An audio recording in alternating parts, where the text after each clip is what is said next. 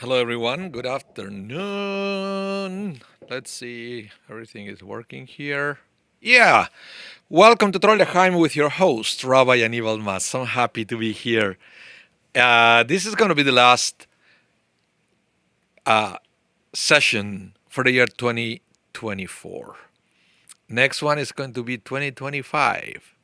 So, yeah, for all of you who've been following the class for all for the whole cycle, you made it through another year. This is great. This is great. So, welcome everyone. I'm already. I don't know if you notice. I'm testing some new graphics here.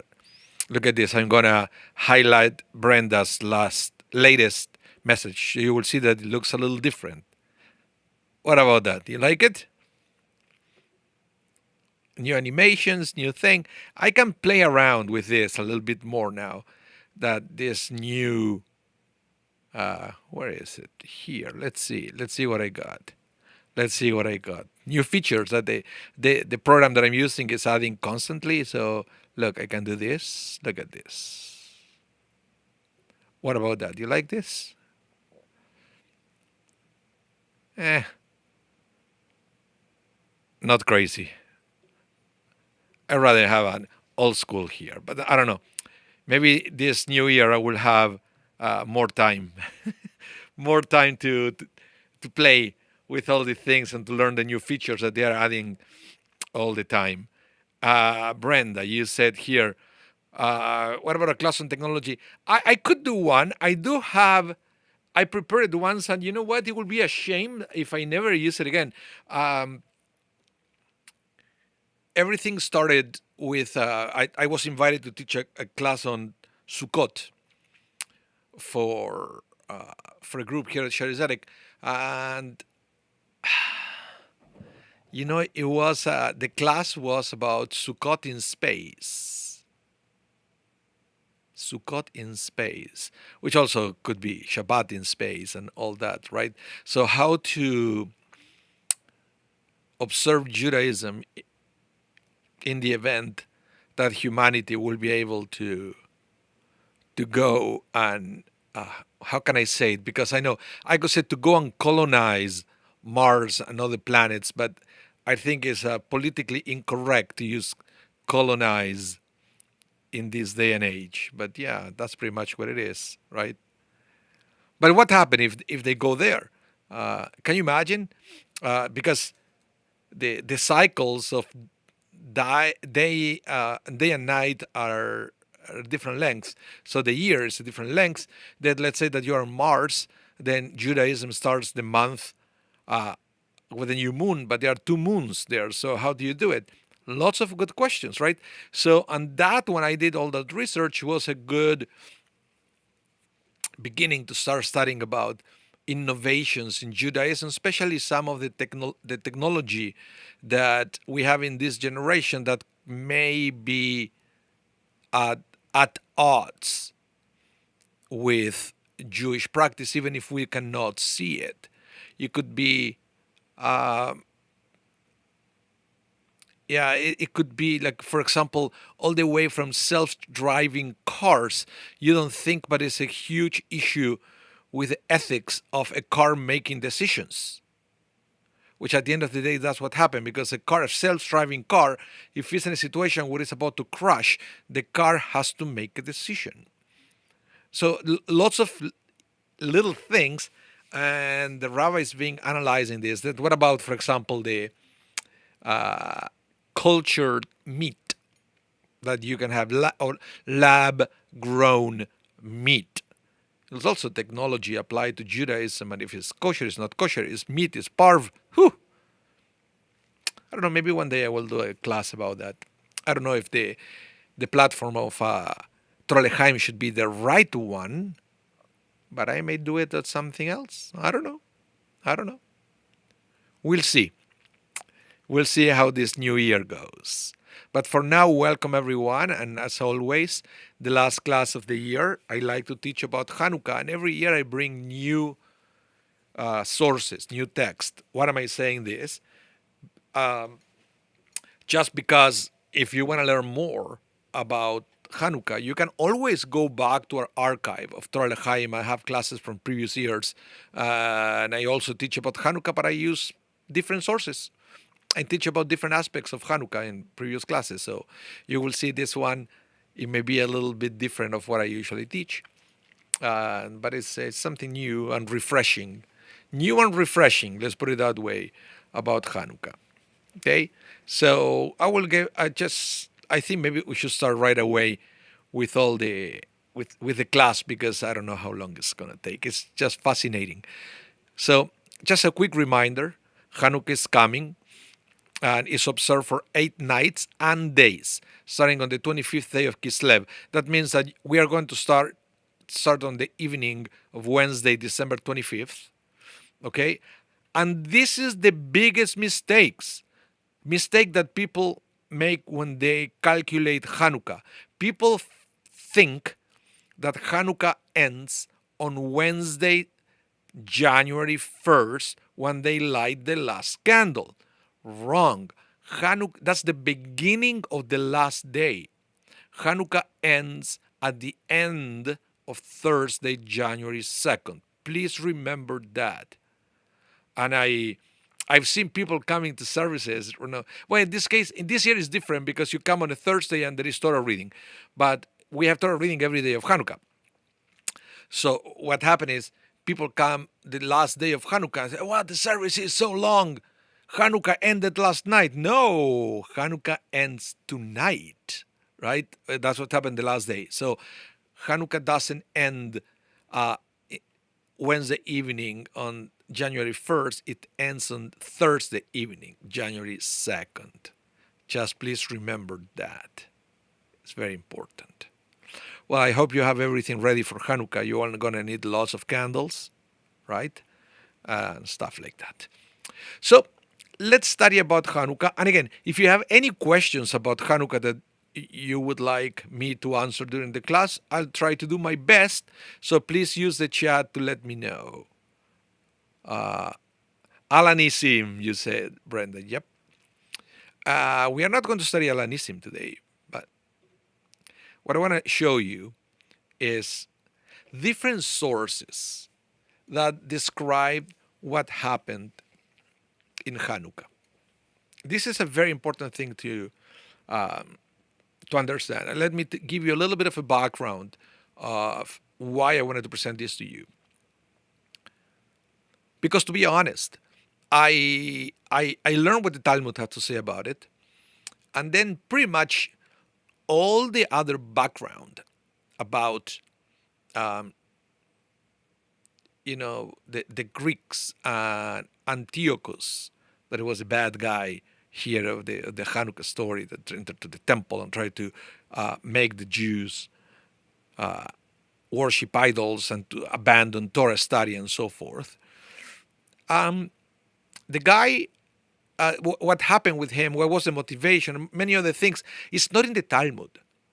We don't have that information there, or all the details and recounts about the wars of the Maccabees against the Greeks. You won't find it there.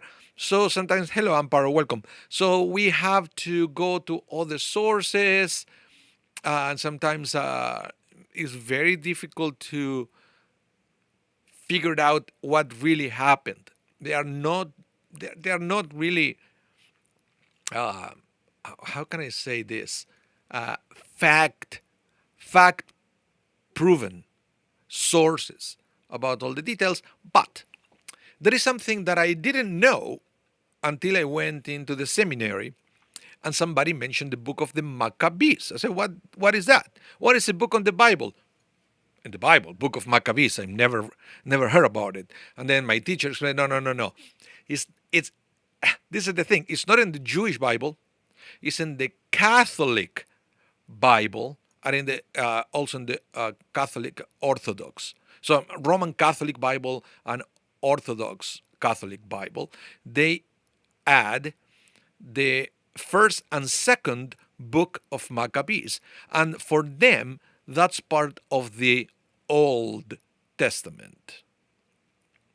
We call it the Apocrypha, and it's not part of our canon.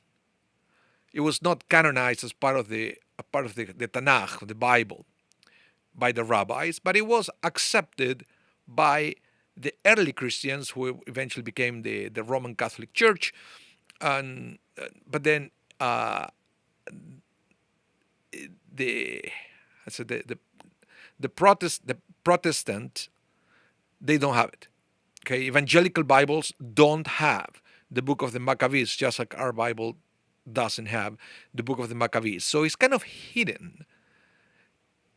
So you need to know where to go to find it. And so, but and it's interesting because what you need to know is the two books of Maccabees are not one of the continuation of the other. They are two different versions of what happened around the time of Chanukah, and it's all about the battles of the Jews against the Greeks.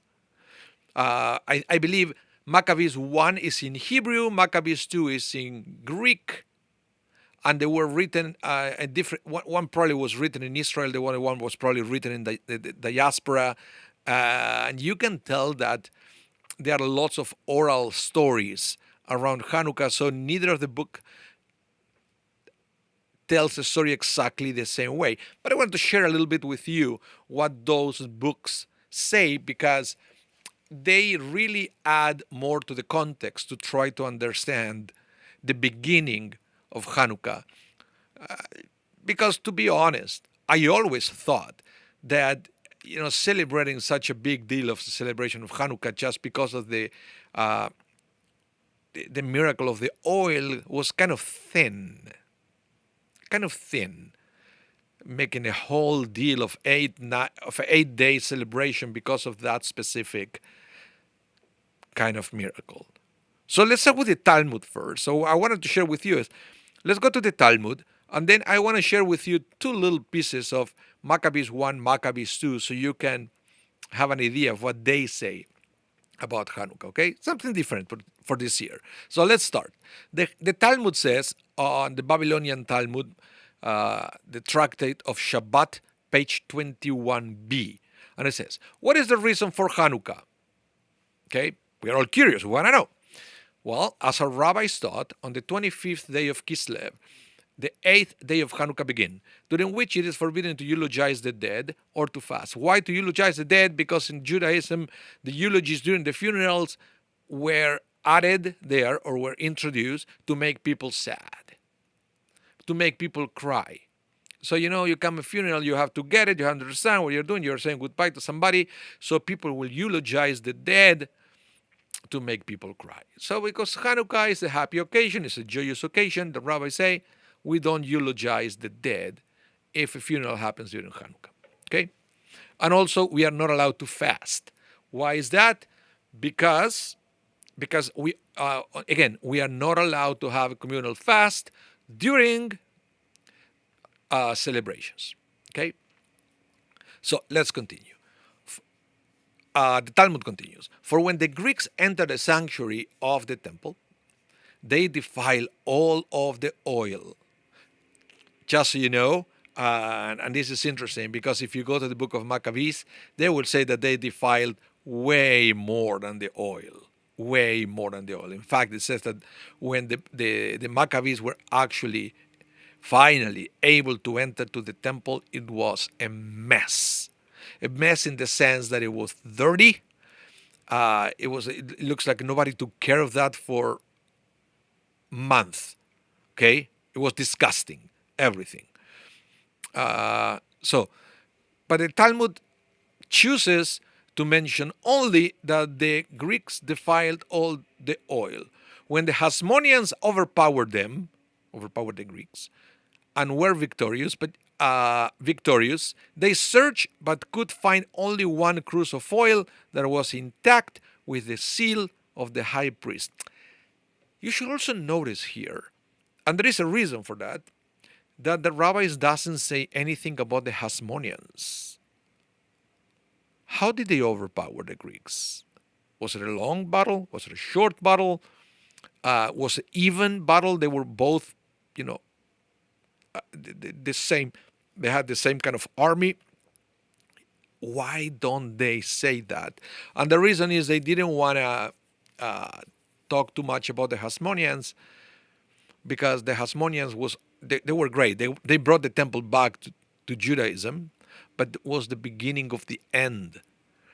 But it will be a domino effect that is going to finish with Tisha B'Av, with the destruction of the second temple and the exile that we are still suffering to the day.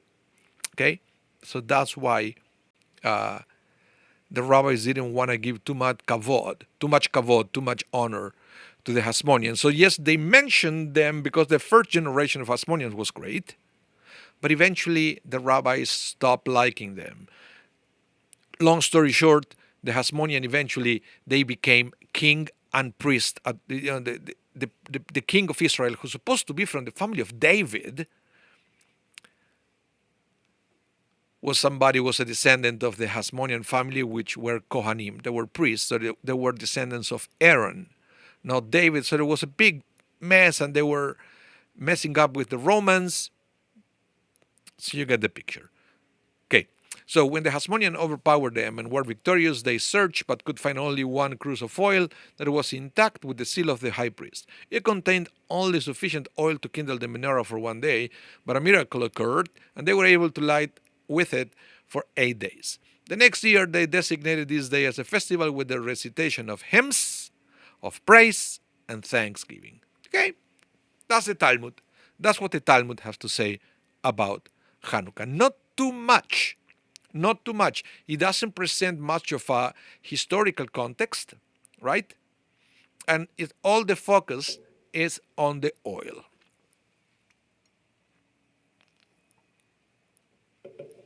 Let's go to the next text. Now, we're going to read the book of Maccabees. This is Maccabees 2. Maybe you were never exposed to this book. It's a fascinating thing. Listen to this. They celebrated it for 8 days with rejoicing, in the manner of the festival of Booth. What is the festival of Booth? What is it? Sukkot. So now, there is nothing about the oil. Maccabees 2, it says that the reason why we celebrate Chanukah for 8 days is because as soon as they entered the temple, they celebrated something that resembled Sukkot. Why is that? You'll see in a minute. In the Mother of Festivals of Booth, remembering how not long before, during the festival of Booth, they had been wandering in the mountains and caves like wild animals, therefore carrying wands entwined with ivy and beautiful branches, and also fronds of palm. They offer hymns of thanksgiving to him who had given success to the purifying of his own holy place. They decreed by public edict, ratified by vote, that the whole nation of the Jews should observe these days every year. So let's try to understand what this book is adding. What it says is, as soon as the Jews, or the Maccabees, were able to enter to the temple because they defeated the Greeks, they were finally able to celebrate Sukkot, which they couldn't celebrate at the right time because they were still fighting. As simple as that. If you think about it, I don't know if you have a Jewish calendar in front of you, check which one was the last festival before Chanukah. And you will see that it was Sukkot. I mean, Sukkot, Shmini Atzeret, Simchat Torah, but it's all one unit in the calendar. So Sukkot, 7 days, plus Shmini Atzeret, 8 days. It's a festival of pilgrimage. We're talking about how many days people will say in Jerusalem. There was 8 days. So what happened is when they finally, they didn't know when that was going to be. When they finally defeated the Greeks, they entered to the temple, they cleaned it up, and they said, what are we going to do that? Well, maybe we should celebrate Sukkot now, because we couldn't do it before, so we can have this opportunity to offer all these sacrifices to God, sacrifices of thanksgiving, of course. And they all enter Jerusalem with the lulav, carrying wands entwined with ivy and beautiful branches and all fronds of palm. They enter with the lulav because they were celebrating a late Sukkot. What about that? Makes sense. And then again, we have another explanation of why the 8 days, according to this, nothing to do with the oil. Any comments? I would like to see it. Now, the interesting thing about this book of the second book of Maccabees is that I just realized Maccabees is spelled wrong. Anyway, okay. The other thing that is interesting about this is that this is not the first time that there is a connection between the dedication of a temple and Sukkot. You said, you may be thinking, what is the rabbi talking about right now? Well, let me show you, because if you go here to the first book of Kings, chapter 8, verses 1 and 2, listen to this. This is Solomon.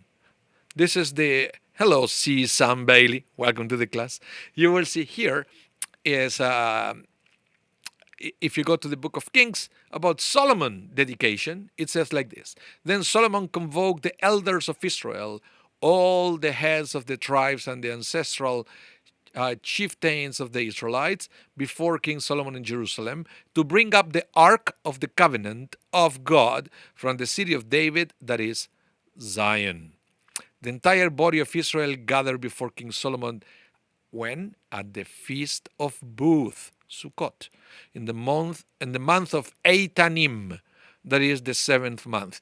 It's interesting that back then it looks like the 7th month wasn't called Kislev yet. It's called the month of Eitanim. Eitan means power. And there are different theories of why on the times of King Solomon, they will call the 7th month the month of Eitanim. One theory, why will it be the month of power, is because Eitanim,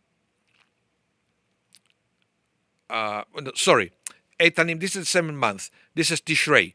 I'm confused. That it's not Chanukah. The dedication of the temple was in the month of Tishrei. So month of Tishrei was called the month of Eitanim. Why was it called the month of Eitanim, Tishrei? Because of all the holidays that contains. Rosh Hashanah, Yom Kippur, Sukkot, and Shmini Atzeret. So you have 4 festivals dedicated to God, and it was, Day of Judgment, Day of Atonement. We pray for rain. So there was the consideration that it was a lot of power on that month. I read about other theories. One was because of the stream of water were still strong at this time of the season. But I like to think that they call it Eitanim because of the power of the month, because of all the such intense holidays that we have. So this is interesting. We don't call it like that anymore. We don't call it Eitanim. We call it Tishrei, because eventually that will be the rabbinic name for the month. But remember, back in the times, biblical times of King Solomon, the 7th month was not Tishrei, was not 7th, was called Eitanim. Okay? So you can see here another connection of dedication of the temple and the festival of Sukkot. So it makes sense that if the Maccabees were able to enter to the temple entered to the temple now in the time of Chanukah, they probably remember that the previous temple was dedicated during Sukkot, so they kind of replicated all the rituals of Sukkot when they entered to the temple, with the added bonus that also Sukkot was the last festival that they could not celebrate in the temple. So it makes sense. Any questions? I would like to see it in the chat.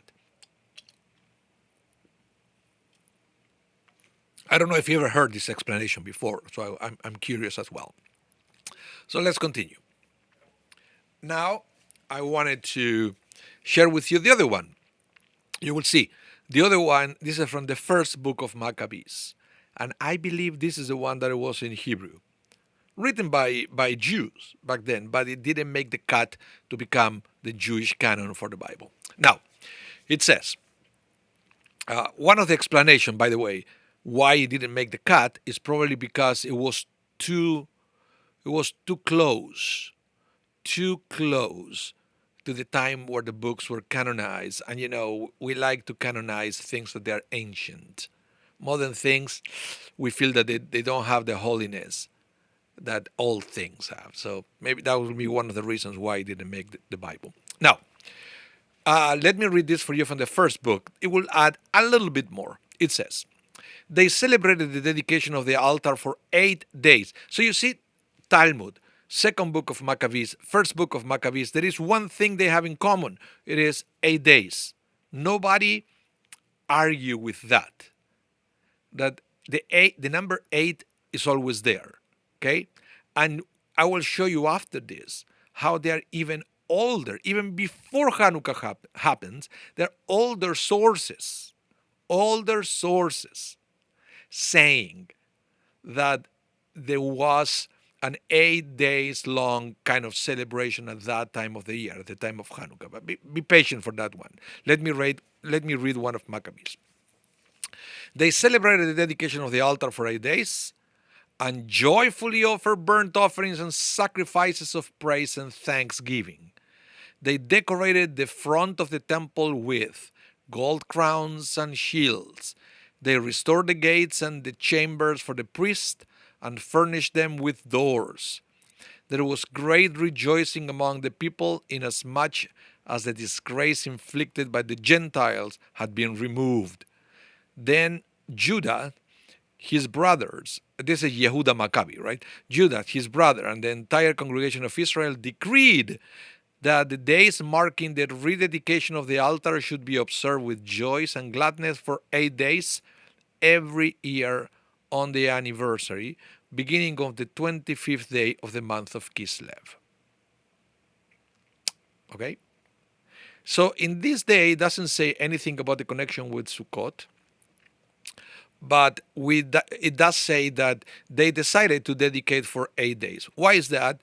Because the very first dedication of the tabernacle, for example, that is early in the Bible, the portable one, the sanctuary that was built in the desert, it was also dedicated on the 8th day.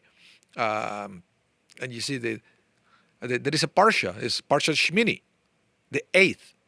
And in the 8th day, because the number 8 in Judaism is the number representing miracles. Why is that? Because number 7 represents nature. We have 7 days of the week, 7 colors of the rainbow. So number 7 represents nature. So if 7 is nature, then 8, which is 1 more than 7, 8 is supernatural or above nature. So that's why the number 8 is a magic number, if you want to say it in Judaism. That's why the Brit Milah, the circumcision of a baby, is on the 8th day. The sanctuary was dedicated on the 8th day, and so forth. The 8th is a number always connected to miracles or strong connection with the divine as well. Okay, interesting. So here we have already 3 different reasons for the celebration of Chanukah. I believe there are more books of Maccabees. I think they're up to 5 or something like that. But these are they are the only 2 that they are considered serious books. There are others that I believe they weren't even being written by Jews. So they have a different kind of content. So only the 1 and 2 are the ones that sometimes we rabbis, sometimes we read to have a little bit more historical context of what happened in those days. Okay. So, here you have it. So remember I told you that there was another source that it was earlier. It's an earlier source also talking about an 8-day celebration during this time of the year. And I will read it for you. This is also from the Talmud, Masechet or Tractate, Avodah Zarah, page 8a. And it says, when Adam, remember the first man, Adam, noticed that the days were getting shorter, he said, is the world becoming darker because of my sins? Remember the story. The fruit, forbidden fruit, God said, because if you eat from the fruit, you're going to die. And they ate from the fruit and they didn't die, but they didn't know now what to expect, or or when they're going to die or how they're going to die. So just try to imagine Adam and Eve, they were freaking out because they knew that now death was on the table, but they didn't know anything about it. They never experienced anybody dying. They didn't have anybody to teach them what death is. So what happened is Adam was and Eve, they were outside of the Garden of Eden. They were looking around and they noticed that eventually the days were getting shorter and shorter, and probably, also it was colder and colder. And then, the nights were longer and longer. And they said, is the world becoming darker because of my sins? So did I produce this? Is this a consequence of me eating the fruit? Will it soon return to chaos, meaning it's going to be an eternal night? And then remember that the world, according to the Torah, was tohu babohu. Tohu vavohu. That's the way it's described in the book of Genesis. And it's usually translated as chaos and void. And it was an eternal night until God says, let it be light. Right? There was no light before. So what Adam is saying here is, well, the days are getting shorter and shorter. The nights are getting longer and longer. Am I going towards a moment or towards a time where the world is going to be a complete darkness, and then that's it? That's going to be the end of the world. It's going to be back to what it was before God said, let it be light. Is that what is happening here? And then he continued. And this is what God meant when God punished me with mortality. Fair questions. So, Adam prayed and fasted for 8 days. Okay? So you see this like the opposite from Chanukah. He was sad, but he was fasting and praying to God from the depth of his sadness. What happened after? When the period prior to the winter solstice arrived, okay, he noticed that the days were now growing longer. Adam realized, this is the way of the world, nothing to do with my sins, nothing to do with it. It's not a punishment to me. It's not about me. This is the way the world works, right? Sometimes, days get longer, then get shorter, and so forth. It's a cycle. So what did he do? Right after the winter solstice, when the days started to get longer, Adam made 8 days of celebration. So, when is the winter solstice? Do you know that? Let's check.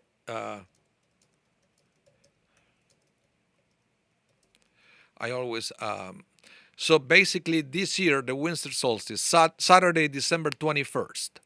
Okay, so it's always around Chanukah. Always around Chanukah. So what the Talmud is telling us here, and I think this is very poetic, the way the Talmud is teaching this, because yes, it's talking about Adam, and I believe what it's saying is, well, there is around here, we're talking about the Middle East, around here, people celebrating around this time of the year an 8 days long festival to celebrate the solstice. Why they were celebrating? Because you have to understand that in the popular belief, what the solstice means, the winter solstice means, is that finally light defeated darkness. That's why days started to become longer and longer and longer, right? Because light defeated darkness. And that's why we have, for example, the miracle of the oil, or the miracle of the light, or the miracle that the Maccabees defeated the Greeks. Again, light defeated darkness, right? And it's not a coincidence that Christianity celebrates the coming of their Messiah around the same time, celebrating that light defeated darkness. It's all the same concept. So what we are learning here is that there was a well-established celebration around the time, and different religions, I guess, they brought new light about the celebration. We have Hanukkah, and we celebrate for 8 days because there was this celebration of 8 days at around the time of the winter solstice. Okay. Now, David, what you said, David? Let's see. South America, the days starting to get shorter after the winter solstice. How is that addressed in Argentina with respect to shortening the days? Well, remember, this is all based on the Middle East, and they have the same season that we have here in North America. But in Argentina, look, in Argentina, this is the summer.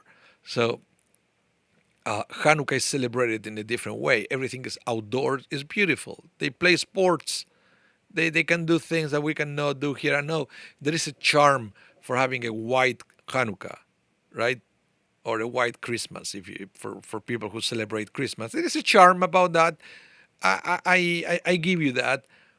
But there is also a charm about being able to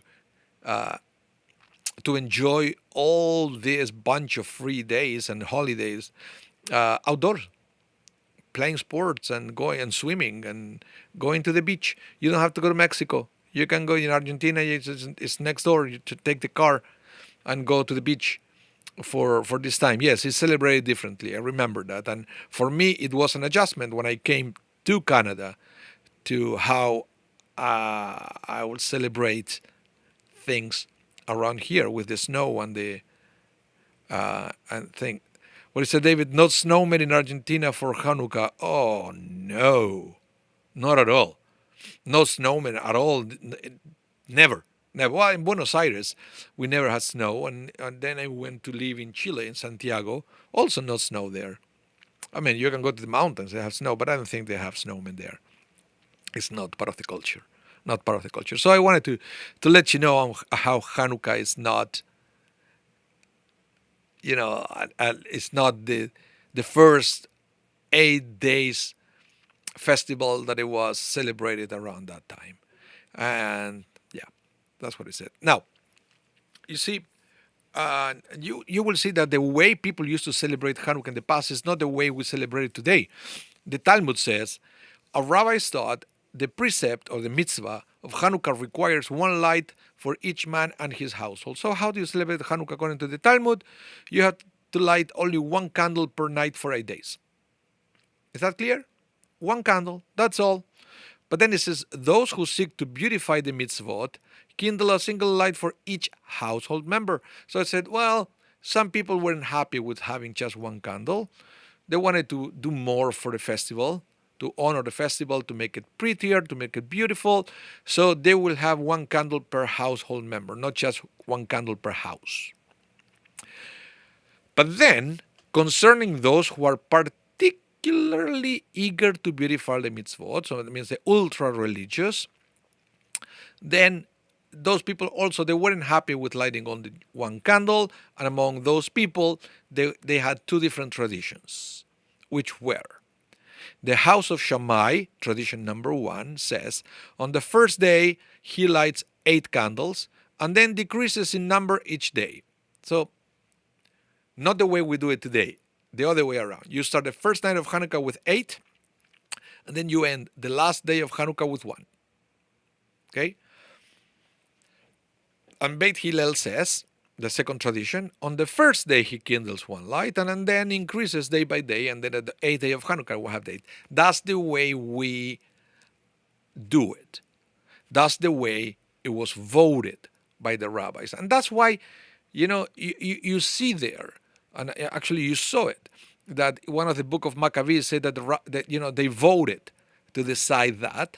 And the way that pretty much the Talmud is saying, so it might be a connection there, that you have the opinion of Shammai, the opinion of Hillel, and then it was voted, and then the Beit Hillel opinion was the winner, and that's the way we celebrate Hanukkah in these days.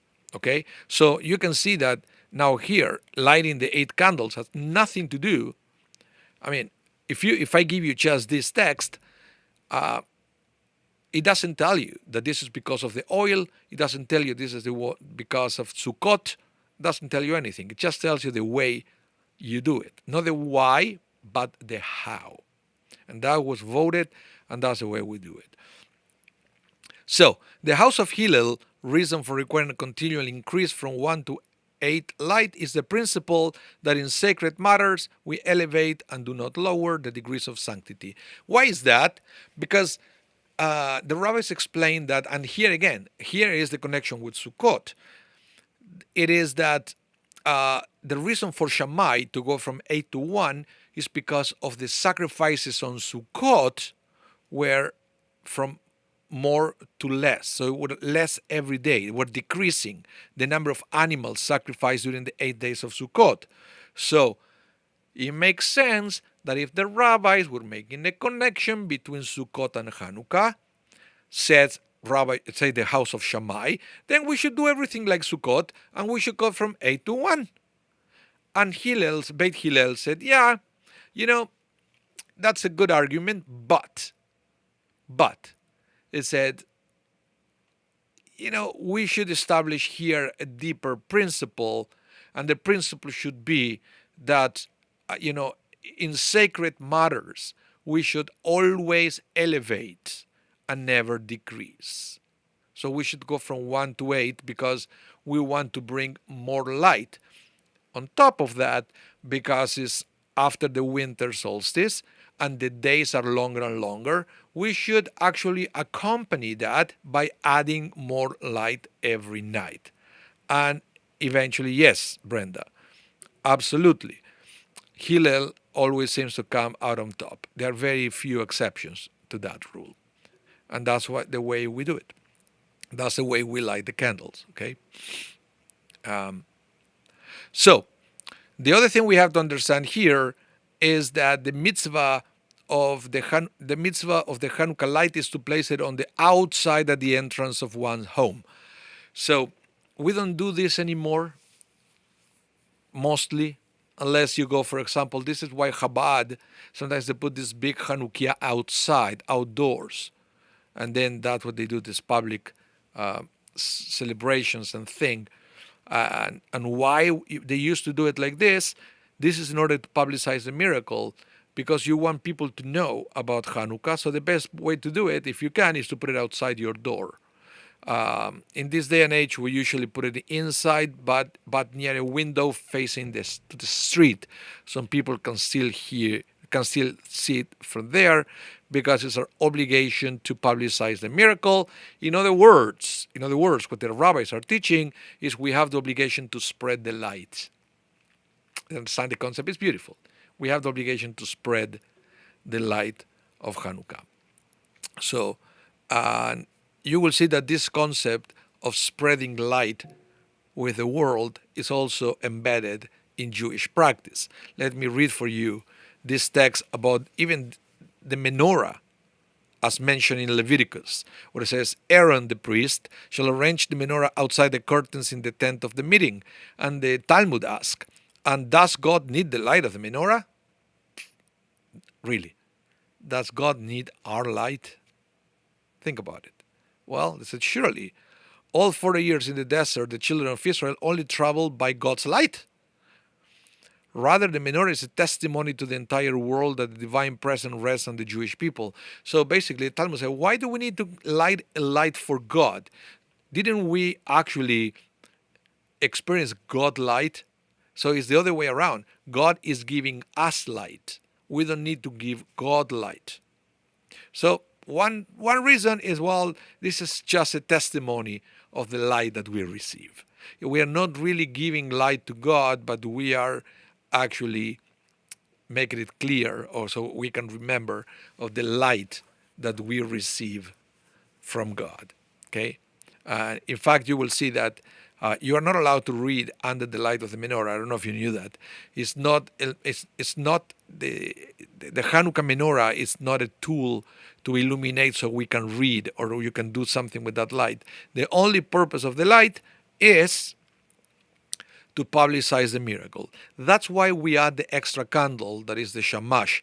The shamash, Contrary of what people may think, is not to light the other candles. You don't have to use the shamash to light the other candles. The only reason why we add the shamash is to add at least one light that is not commanded to bring light to illuminate the room. I know it's kind of weird, but halachically, that's the way around. Okay? So you have the 8 candles that they are halachically required for Chanukah, and those cannot be used to illuminate, just to publicize the miracle. So we add one more that is not required, and that's the one that bring lights to the place. So I always found it interesting. Okay, and that's the way we have the menorah. And now, again, I wanted to be sure that you understand this, that you don't have to use the shamash to light the other candles. Think about this. The real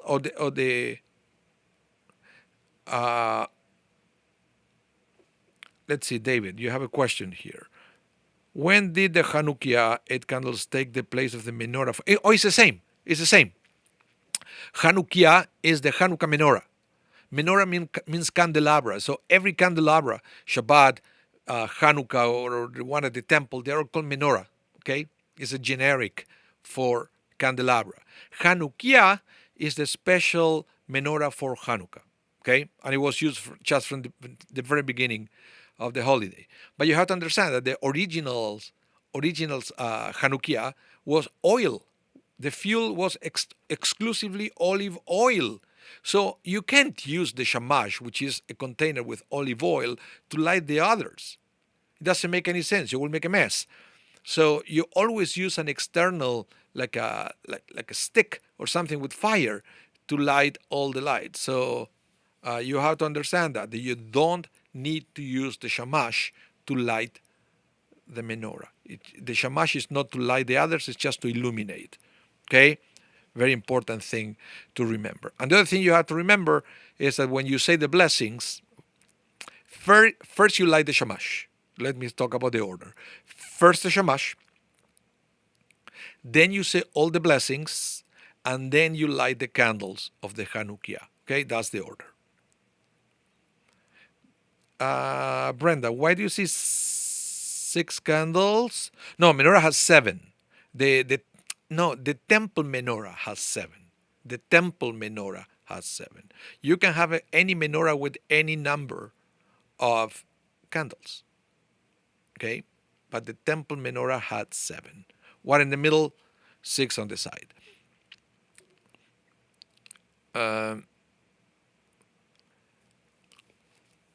So I can see here that we are running out of time.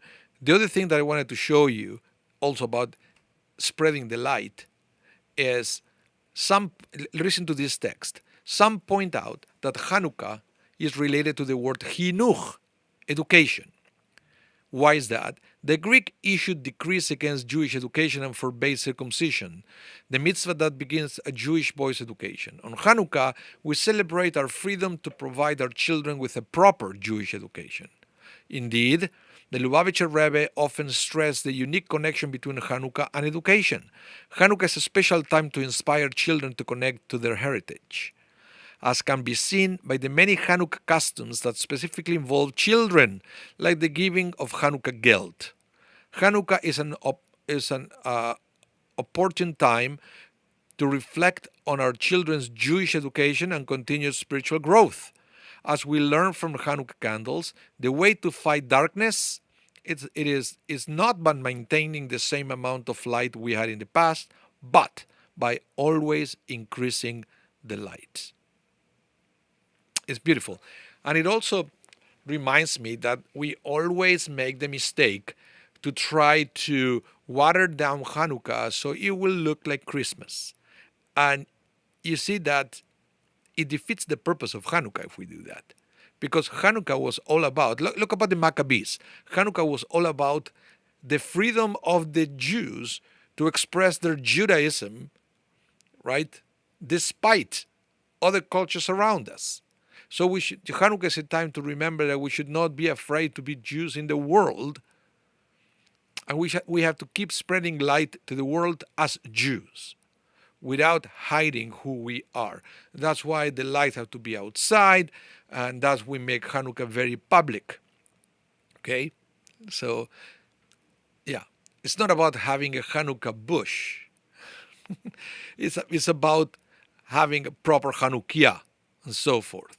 And because it's connected also to Chinuch, to education, especially to Jewish education. This is very important on Hanukkah. Now, before I let you go, I want to make sure that you have it clear how and when we light the candles, Hanukkah. Okay?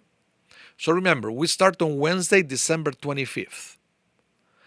That night, we are going to recite 3 blessings. I'm going to tell you in a minute what the 3 blessings are. Just be patient. 3 blessings on the first night of Hanukkah. And when do we do that? After nightfall.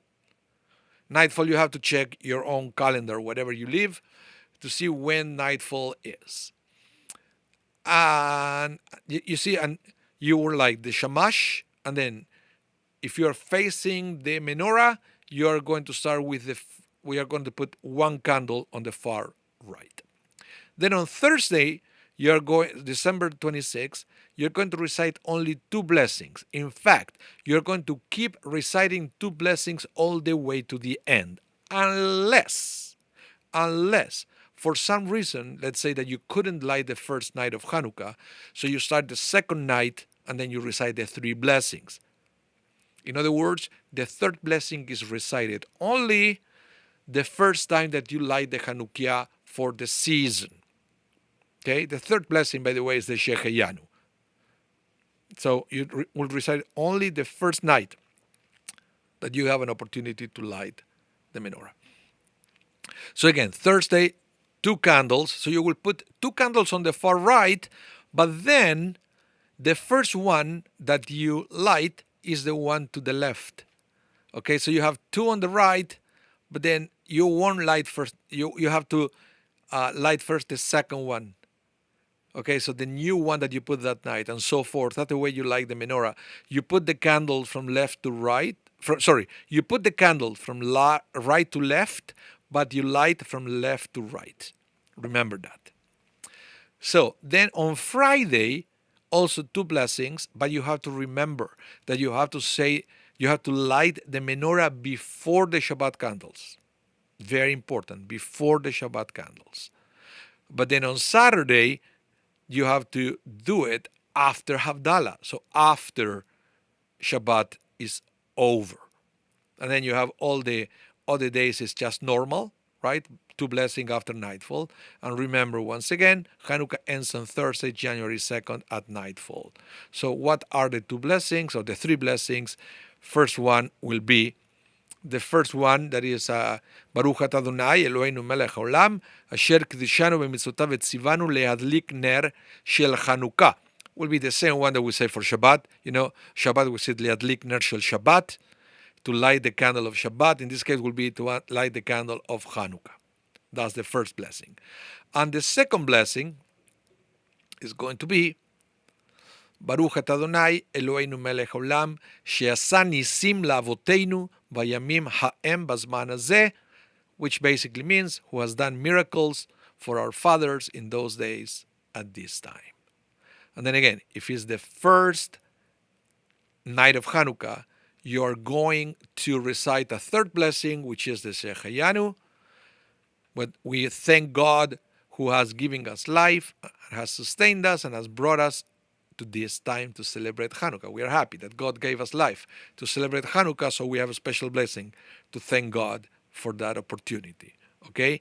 And just remember, this is very important, that all the blessings are recited before lighting the menorah. Why the confusion? Because on Shabbat is the opposite. On Shabbat, first you light the candles, then you say the blessing. Why is that? Because on Shabbat we have the restriction. We are not allowed to use fire after Shabbat began. So once you say the blessing, saying it's Shabbat, then you cannot light the candles. So you have to light the candles before.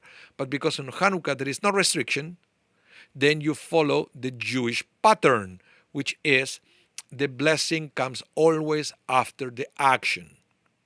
Okay? Except for Shabbat, all other situations, the blessing always comes before the action, not after, before the action. So you say the blessings first, and then you light the candles, except for the shamash. The shamash is always first. Okay? Because remember, we do it first because it's not part of the mitzvah. It's not the required light. Well, thank you, everyone. And oops, sorry. Thank you, everyone. This is the page that I want to try to say, and I wish you, all of you, Chag Sameach, Chag Chanukah Sameach, Freilichen Chanukah. I hope you have planned great things with your family, with your friends, with your community. So what do you see?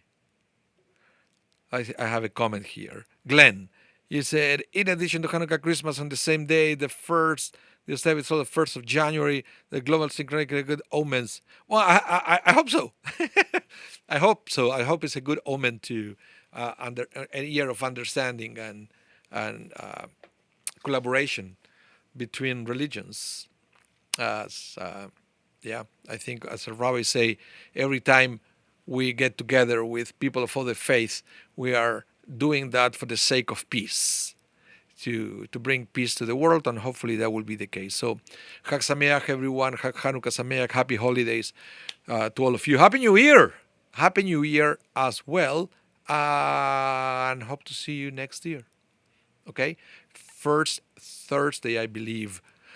Is that true? When is the next class? Next class is going to be Thursday, January 2nd. Let me double check. Nope. Thursday, January 9th. That is my birthday. Oh my goodness. That it will be the next class, January 9th. We are going to celebrate my birthday studying Torah. So again, have a wonderful rest of your day. Stay safe. Hope to see you soon. Bye, everyone.